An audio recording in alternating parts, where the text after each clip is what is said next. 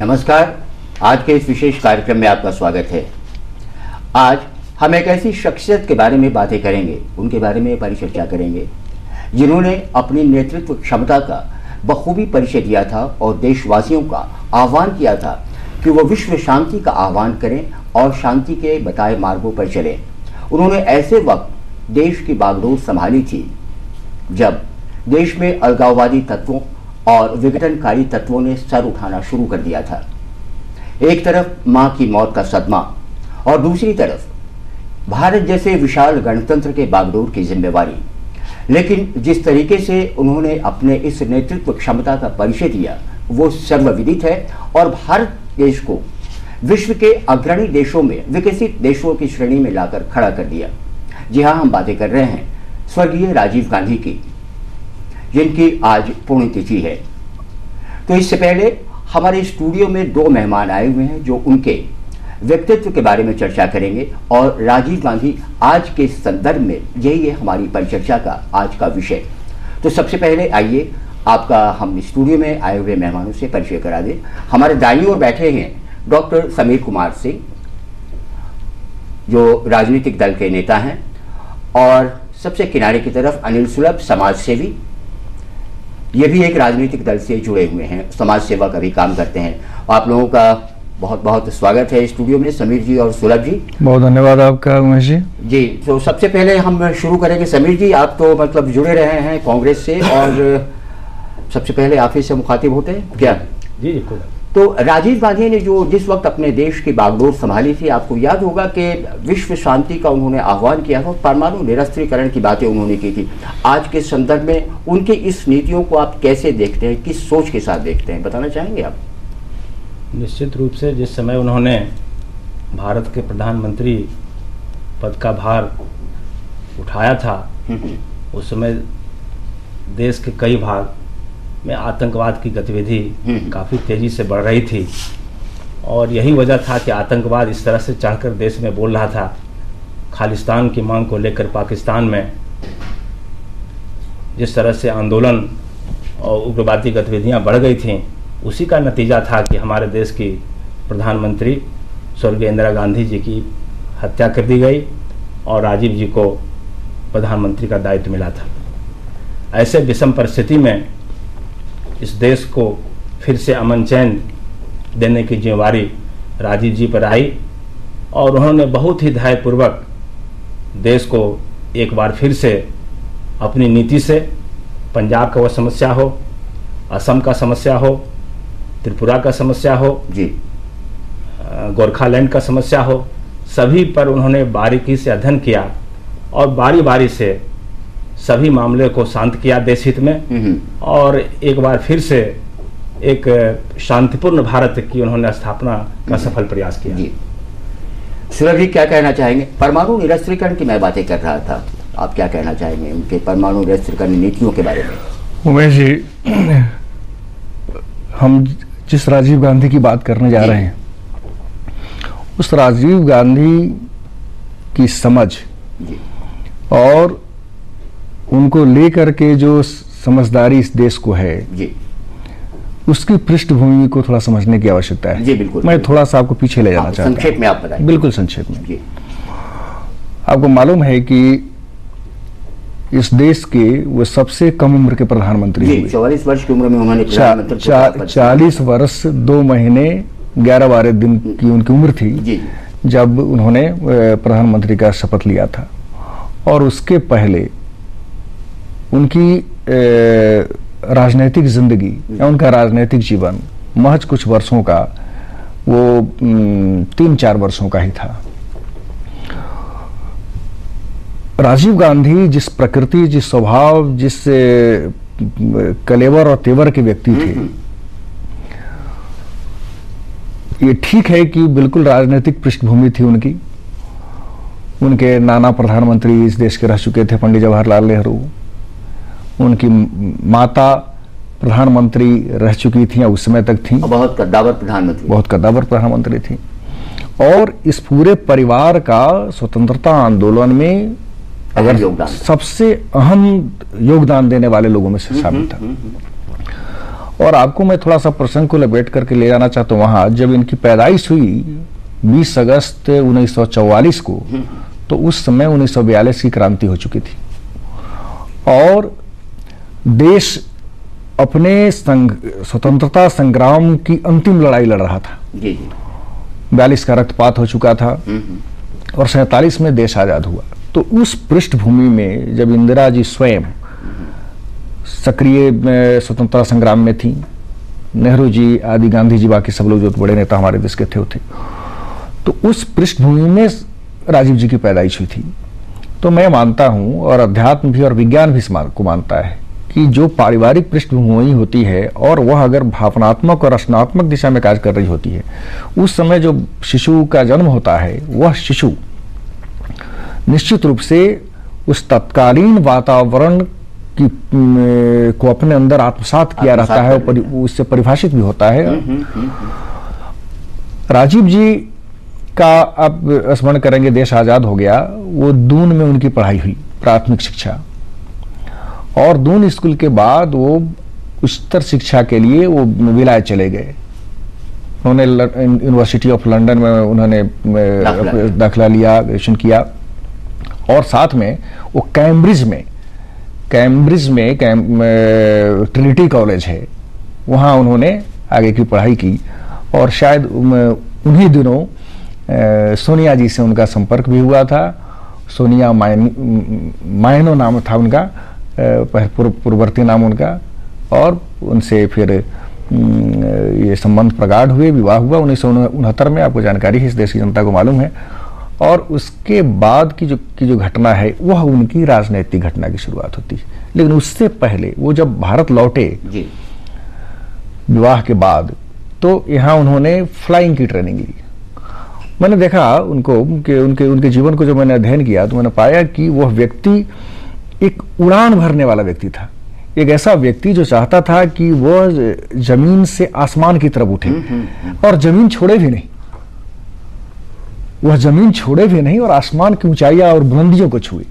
और उसी सोच के तहत उन्होंने फ्लाइंग की ट्रेनिंग ली, कमर्शियल पायलट लाइसेंस होल्ड किया उन्होंने और विमान सेवा में वो चले गए। चूंकि उनके छोटे भाई स्वर्गीय संजय गांधी जी वो राजनीति में आ चुके थे और इंदिरा जी के बहुत ही मजबूत लेफ्टिनेंट के रूप में आगे आ चुके थे, इसलिए उन्होंने इस क्षेत्र को छोड़ ही दिया था और शायद उनकी बहुत रुचि उस दौरान थी भी नहीं राजनीति में। लेकिन आपको मालूम है कि एक बड़ा दुखद हादसा हुआ 1980 में, स्वर्गीय संजय गांधी की विमान दुर्घटना में मृत्यु हो गई। संयोग से दोनों भाई में एक रूपता, यह समानता यह थी कि दोनों फ्लाइंग से दिलचस्पी रखते, दोनों उड़ान में दिलचस्पी रखते थे। एक ने तो कैरियर एडॉप्ट किया था और एक ने कैरियर एडॉप्ट कर लिया और दूसरे शौक के तौर पर करते रहे। लेकिन उन दोनों में एक बुनियादी अंतर यह था कि संजय एक उत्साही और आक्रामक तबीयत के व्यक्ति थे, एक मजबूत संगठनकर्ता भी थे, एक बहुत राजनीतिक समझ थी संजय गांधी में। उनसे लोग पार्टी के बाहर और पार्टी के अंदर भी लोग, ऐसे गंदे लोग या जो दूसरे लोग थे, वो डरते भी थे। लेकिन राजीव जी की जो प्रवृत्ति है, वो जो चरित्र है, वो सौम्यता का है, सहज और संतुलित, वो धैर्यवान का, संयम का ये है। और मैं मानता हूं जो धैर्यशाली है, जो संयमशाली है, जो सौम्य है, जो उदार है, वही बहुत अच्छा जनहितकारी कार्य बढ़िया से कर सकता है। तो न चाहते हुए लेकिन इंदिरा जी की इच्छा से उन्होंने राजनीति में प्रवेश किया 1981 के में ही, और उसी वर्ष अमेठी से जहां संजय जी चुनाव जीतते थे, उन्होंने चुनाव लड़ा और पहली बार पार्लियामेंट के मेंबर हुए, महासचिव भी बने और पार्टी के में भी उनको मजबूत स्थान दिया गया। इंदिरा जी चाहती थी कि संजय के बाद ये उनके एक लेफ्टिनेंट के रूप में वो खड़े हों, मजबूत हों।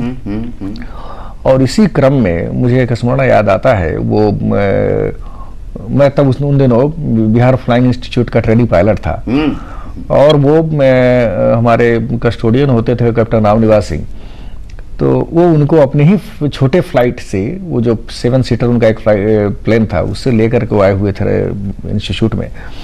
और बिल्कुल अकेले, और कोई ना उनका बॉडीगार्ड ना कुछ नहीं, सिंगल अकेले वो आए थे, वो थे और कैप्टन साहब थे। वो आए, हम लोगों के साथ बैठे बहुत बहुत देर तक, लेकिन कोई राजनीतिक बातें नहीं, उड़ान संबंधी, प्लेन की, एविएशन के संबंधी बातें हुई। और मैंने देखा कि देखिए ये कितना सौम्य व्यक्ति है ये, और इस राजनीति के जंजाल में, राजनीति के इस दाव पेच की स्थितियों में इस व्यक्ति को कितनी कठिनाइयां झेलनी पड़ेंगी, मैं कल्पना करता था। लेकिन मुझे लगता था कि यह व्यक्ति भावी प्रधानमंत्री है इस देश का, और जिस समझ का ये व्यक्ति है, अगर इसको अवसर मिला तो निश्चित रूप से यह देश प्रगति करेगा। और यही हुआ। हालांकि वो घटना बहुत ही दुखांतकारी थी। भारत के इतिहास की जो कुछ ऐसी दुखांतकारी घटनाएं हैं जिसने भारत के इतिहास पर एक गहरा छाप छोड़ा है, उनमें एक घटना थी इंदिरा जी की हत्या। और इंदिरा जी की हत्या के दिन ही आप सोच सकते हैं कि जिसकी मां की हत्या हुई हो और उसी दिन उस व्यक्ति को प्रधानमंत्री का पद लेना हो, शपथ लेना पड़ा हो, तो ये एक विलक्षण, एक अवर्णनातीत, ये अवर्णनातीत कहना चाहिए, वो स्थिति थी जिसमें उन्होंने प्रधानमंत्री का पद स्वीकार किया था। और इससे पहले वो न मंत्री बन पाए थे न कुछ। बावजूद इसके उस व्यक्ति की एक ऐसी ऊंची सोच थी जिसने भारत को एक नई जिसे दिशा देनी थी, और उसमें वो सफल रहे। और आज जो हम देखते हैं भारत के 21वीं सदी में, अगर मुझसे कोई पूछे तो मैं कह सकता हूं कि केवल राजीव गांधी की सोच थी जो आज भारत जिस 21वीं सदी में है, सूचना और तकनीक के क्षेत्र में, विज्ञान और टेक्नोलॉजी के क्षेत्र में, परमाणु निरस्त्रीकरण की बात कर रहा है। आपने परमाणु निरस्त्रीकरण की, मैंने ये पृष्ठभूमि इसलिए इसकी चर्चा की कि देश की जनता को, प्रदेश की जनता को, बिहार की जनता को यह मालूम होना चाहिए कि राजीव गांधी का चरित्र और व्यक्तित्व कैसा है, क्या है। परमाणु निरस्त्रीकरण के इश्यू पर देखिए, मैंने कहा कि राजीव एक स्वप्न दृष्टा थे, एक दूरदृष्टि उनकी थी, और वो देश को बहुत ऊंचाई तक आगे ले जाना चाहते थे। तो जो व्यक्ति यह सोचता हो कि देश को ऊंचे मकाम पर ले जाना है, वह जो त्रुटियां जहां होती है, जहां जो समस्याएं हैं, उसकी तरफ उसका पहला ध्यान जाता है। तो परमाणु निरस्त्रीकरण में जो उनकी सोच थी, वो इसी सोच के तहत उपजी हुई थी। और वो चाहते थे कि देश में और पूरी दुनिया में, चूंकि ग्लोबलाइजेशन का ये जाने वाला, उनको मालूम था, उनको पता था कि बहुत जल्दी पूरी दुनिया एक होने वाली है, और संचार माध्यम, सूचना तकनीक इतनी आगे बढ़ेगी कि पूरी दुनिया एक होगी और संपर्क बहुत ही नजदीकी हो जाएगा। आज आप देख रहे हैं कि आज बैठे बैठे कुछ क्षण में आप अमेरिका, इंग्लैंड, कहीं भी आप चाहे बात कर सकते हैं, संपर्क, आप सीधी बात, एक दूसरे को देखते हुए बातें कर सकते हैं, तकनीक आगे बढ़ी। तो उनको लगा था कि जब तक वैश्विक एक वातावरण नहीं बनेगा, विश्व शांति की बात जो हमारा पुराना ये विश्व बंधुत्व और विश्व शांति की हमारी ये वैदिक विचारधारा है, वैदिक संकेत हमारा है या संदेश हमारा है, तो इसको मजबूत करने की आवश्यकता है। और जब ऐसा करेंगे, उसी में परमाणु निरस्त्रीकरण उसका एक अंग है, और विश्व शांति का संदेश उसी का अंग है। और विश्व शांति हम फैलाएं, उसके लिए यत्न करें, उसके लिए पूरे विश्व का वातावरण बनाएं। उसी क्रम में जो संबंध अमेरिका से लगातार छिजते और बिखरते जा रहे थे भारत की, राजीव जी की पहली कोशिश है, ईमानदार कोशिश। इसके पहले भारत के स्तर पर कभी ऐसी कोशिश नहीं हुई थी कि अमेरिका से हमारे संबंध अच्छे हों, कॉर्डियल रिलेशन बने। ऐसा तो कभी नहीं, सही नहीं था। तो ये काम हुआ पाकिस्तान से, जो हमारा बिल्कुल पड़ोसी देश है, और निश्चित रूप से दोनों देशों की प्रगति में उसकी आपसी शांति और समझबूझ एक बुनियादी शर्त। जब तक हिंदुस्तान और पाकिस्तान, बांग्लादेश, ये तीनों के बीच एक तो हमारा नैसर्गिक संबंध है उनके साथ में, वो हमसे टूट करके बने हैं जी। हम तीन भाई तीन जगह बट गए हैं, और हम तीन भाई अगर एक दूसरे को तोड़ते कमजोर करते रहेंगे तो विश्व में हमारा कहां स्थान होगा। इस बात को भी राजीव ने समझा था। मैं जरा सा इनसे भी समीर जी से भी मैं चर्चा करूं। समीर जी क्या कहेंगे आप, जैसा अभी सुलभ जी ने कहा उनकी विदेश नीति के बारे में, उनकी परमाणु निरस्त्रीकरण के बारे में, तो विदेश नीति के बारे में, पाकिस्तान के बारे में जो उनकी सोच थी या बांग्लादेश के बारे में जो उनकी सोच थी, अमेरिका के साथ उनके जो रिश्ते संबंध बने वो क्या सोच थी और आज के संदर्भ में आप कैसे देखते हैं? बिल्कुल सुलभ जी के बात से हम सहमत हैं जी कि उन्होंने प्रधानमंत्री पद का दायित्व ग्रहण करने के बाद ही देश को मजबूत करने का सफल प्रयास किया और साथ साथ संयुक्त राष्ट्र संघ के अंतर्गत 51 देश संभवतः हैं, उसमें अधिकांश के साथ भारत का कैसे संबंध मजबूत बने उसका उन्होंने प्रयास किया और उन्हीं के प्रयास से दक्षिण के जो देश हैं उसको मिलाकर के सार्क की स्थापना हुई थी, आपका स्मरण होगा। तो ये कितने वो संवेदनशील थे इस बात का ये प्रमाण है। और सार्क की बैठक नेपाल में हुई, भारत में 2 बार हुई, बांग्लादेश में हुई और इन देशों में आपसी मजबूत संबंध कायम रखने के लिए, चाहे व्यापारिक मामला हो, राजनीतिक मामला हो, इसको मजबूत बनाने के लिए उन्होंने पूरा प्रयास किया।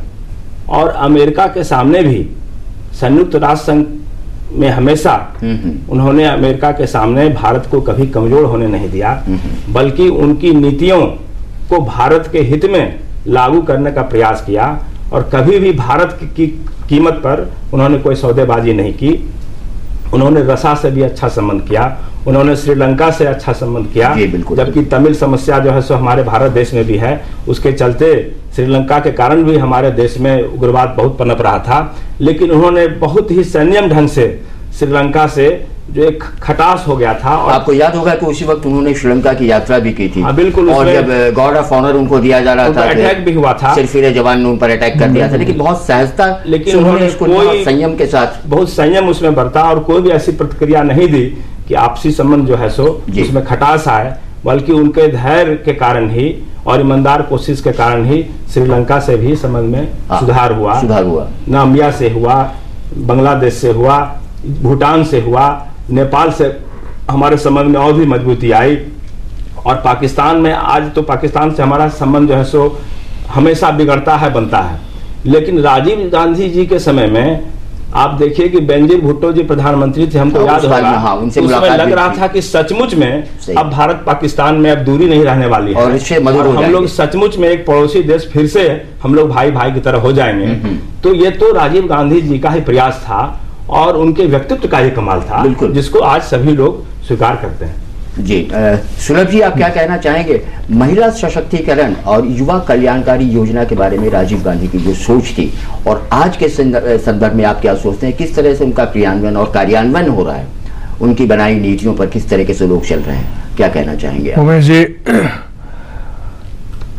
मैंने जैसा पहले कहा वो एक दूरगामी सोच रखने वाले व्यक्ति थे और भारत को 21वीं सदी में एक विश्व विकसित देश बनाना चाहते थे और जितनी भी अच्छी और नेक बातें हो सकती थी उन सब पर उनकी दृष्टि थी और उन्हीं नेक बातों में एक महत्वपूर्ण बात थी महिलाओं का सशक्तिकरण। बिल्कुल।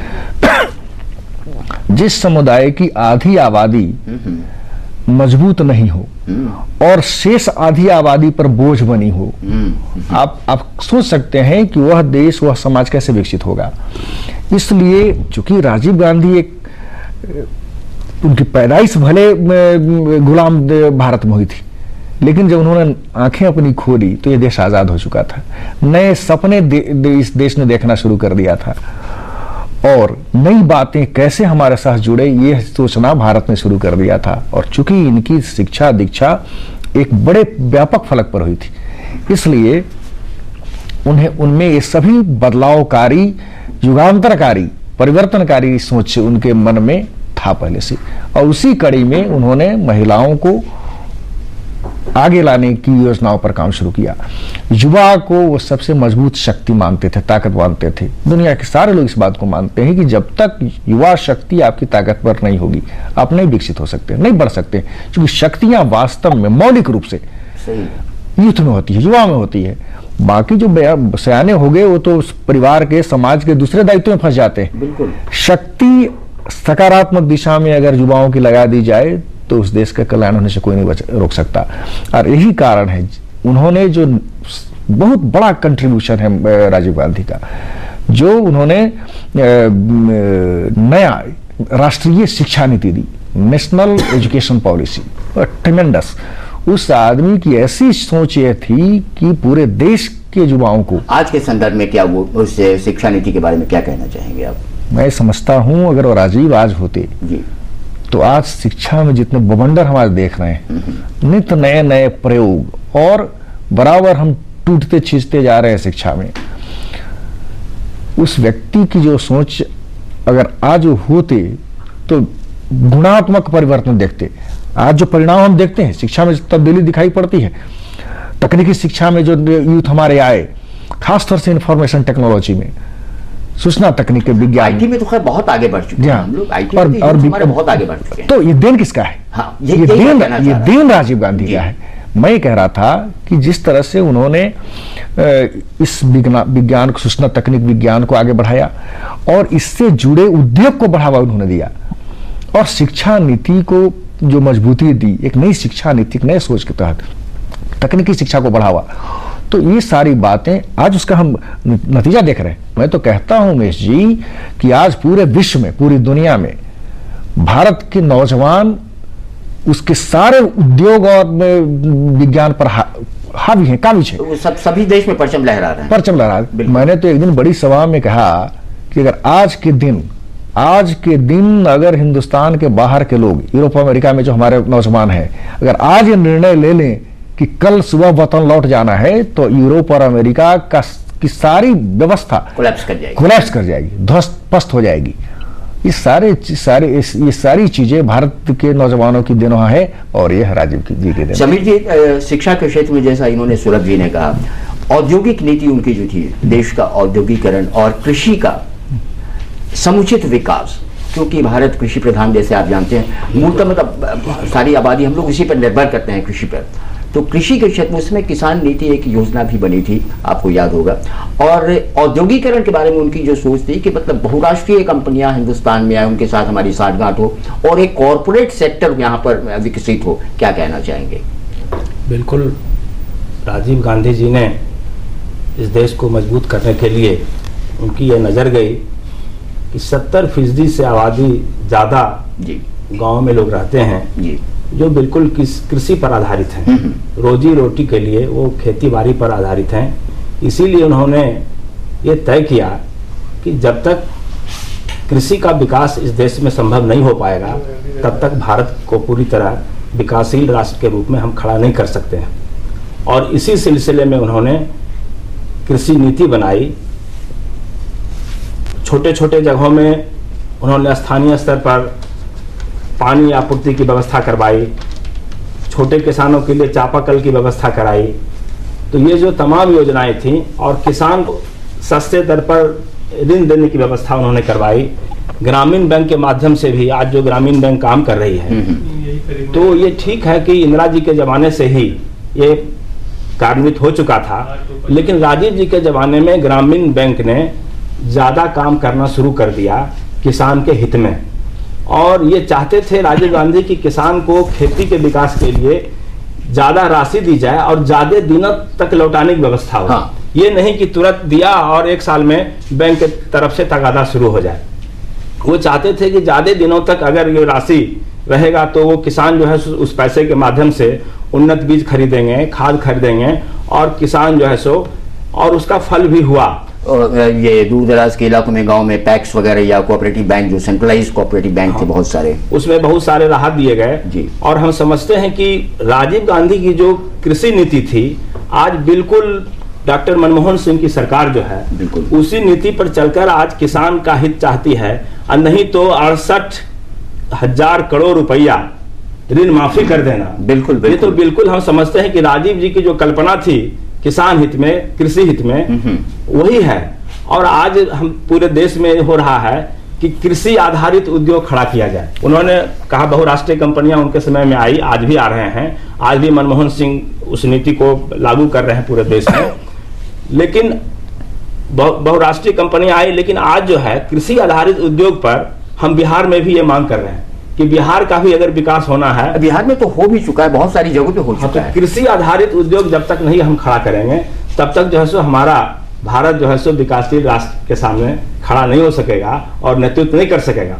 और उस सोच के तहत आज पूरे देश में काम हो भी रहा है। अब तो एग्रीकल्चर प्रोड्यूस मतलब बाहर निर्यात भी किए जा रहे हैं, कितने सारे एग्रीकल्चर प्रोड्यूस, लीची वगैरह के हैं, आम के हैं, मैंगो पल्प है, सबको आजकल निर्यात किए जा रहे हैं। ये तो उन्हीं की सोच थी जो आज मतलब बहुत इफेक्टिव तरीके से कार्यान्वित। दूसरा इसमें हम एक बात और जोड़ना चाहेंगे जी, बोला जाए कि राजीव गांधी कृषि आधारित उद्योग को मजबूती देने के लिए वो चाहते थे कि हमारे जो नौजवान वर्ग हैं, जैसे कि अभी सुलभ जी ने युवा वर्ग के सशक्तिकरण की चर्चा की, तो नौजवान वर्ग जो हैं सो ऐसी तकनीकी शिक्षा हासिल करें, वो सिर्फ नौकरी में नहीं जाएं बल्कि कृषि आधारित उद्योग में भी रुचि लें, तब जो है जाकर के कृषि का विकास होगा।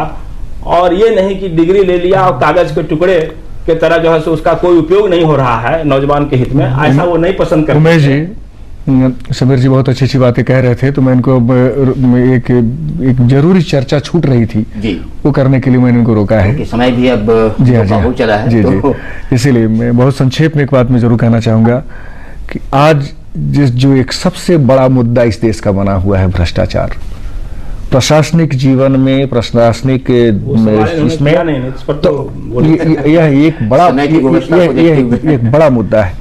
और यह इस बात को राजीव गांधी ने बहुत पहले पकड़ लिया था और आपको स्मरण होगा खुलेआम उन्होंने कही थी कि जो केंद्र से राशि जाती है उसका एक बड़ा हिस्सा बीच में ही गायब हो जाता है। 1 रुपया में 15 पैसा पहुंचता है। तो इस बात को उन्होंने न केवल रियलाइज किया था बल्कि सब जगह कहा था और उस पर बहुत ही गंभीरता से तेजी से उन्होंने अमल करना शुरू किया हुआ। एक छोटी सी बात मैं कहूं, एडमिनिस्ट्रेटिव रिफॉर्म के लिए, प्रशासनिक सुधार के लिए जो राजीव गांधी करना चाहते थे, आज के दिन में भरे मन से कहता हूं आज इस इशू पर राजीव गांधी की कमी खलती है। बिल्कुल, उस व्यक्ति ने एक बड़ी योजना बनाई थी कि किस तरह से हम ऐसा क्या करेंगे और प्रशासनिक सुधार नीतियां बना रहे थे कि किस तरह से किया जाए कि ये जो प्रशासनिक अड़चने आती हैं कार्यों के निपटारे में जी, इस ब्यूरोक्रेसी सिस्टम को कितना पारदर्शी और उपयोगी बनाया जाए, नकारात्मक नहीं। जी, सुलभ जी, ऐसा है कि हम अपनी परिचर्चा को यहीं पर विराम दे रहे हैं समय की व्यवस्था को देखते हुए। तो दर्शकों, स्वर्गीय राजीव गांधी के व्यक्तित्व और उनके कृतित्व की हमने चर्चा की और राजीव गांधी आज के संदर्भ में, यही तो हमारा विषय था आज का, ऐसे विलक्षण व्यक्ति को जिन्होंने राष्ट्र को बहुमत योगदान दिया, हम लोग शत शत नमन करें और उनके बताए रास्तों पर चलने का हम संकल्प करें। तो हम अपने दर्शकों का, आप सबों का और जो हमारे आगत अतिथि हैं, हमारे मेहमान हैं सुलभ जी और समीर जी, इन सबों का स्टूडियो में आने का धन्यवाद करते हैं। बहुत धन्यवाद आपका उमेश जी। लेकिन हमारी तरफ से भी आज